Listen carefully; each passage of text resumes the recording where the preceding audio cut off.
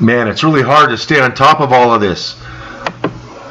The heat wave gripping Europe has abated. People still dying from heat-related injuries and hospitalized.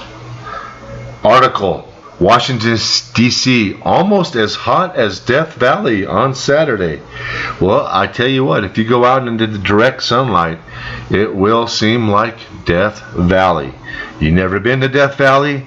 Well, just go to Washington, D.C., apparently, and stand out in the sun for an hour, and if you survive, you'll know what it's like to be in Death Valley. The Northern Hemisphere is just being assaulted by this heat. Netherlands, where you never would expect there to be heat waves, 400 more deaths. More deaths. That means it's death upon death.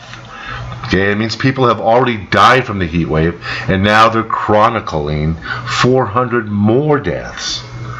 So the heat is striking the Netherlands? Are you kidding me? That's just insane. And you know, it's what's even more insane is the explanation. Now in Japan, things are a little different. It's worse. 18,000 people hospitalized, and generally the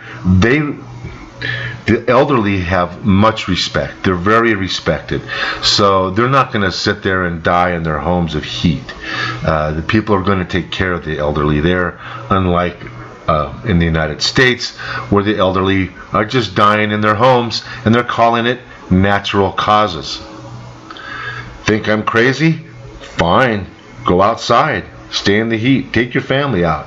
Spend all day. Remember, in the old days, we used to spend all day at the beach. Well, go for it. Alaska's sea ice has all melted. What a headline. Alaska's sea ice has all melted. Is that crazy or what? You could go to Alaska and see it for yourself, or you can look at some of these satellite images and see that this is true. There is no more sea ice around Alaska. Hello?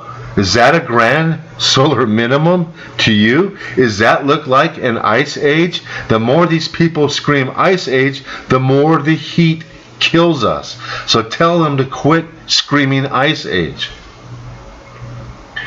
One saving grace may be volcanic eruptions. Sure, that puts lots of toxic stuff in the air, but hey, the sulfur dioxide and the particulates will eventually block out some of the sunlight. Mount Pinatubo lowered global temperatures by 2 degrees, but it sure seems like 2 degrees would not mean very much today, especially in direct sunlight. And Greenland, much like Alaska, has all kinds of new river systems and lakes, rivers that are bigger and carrying more water than the Colorado River or the Missouri River. And meanwhile, the electrons continue to pound into our magnetosphere.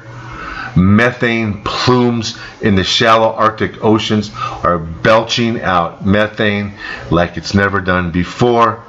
The animal die-offs globally are astounding, pathetic carnage, and yet it's the sun that's the culprit.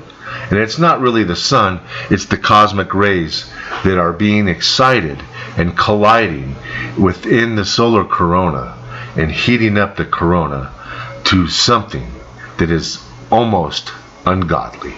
And until next time, be prepared, not scared.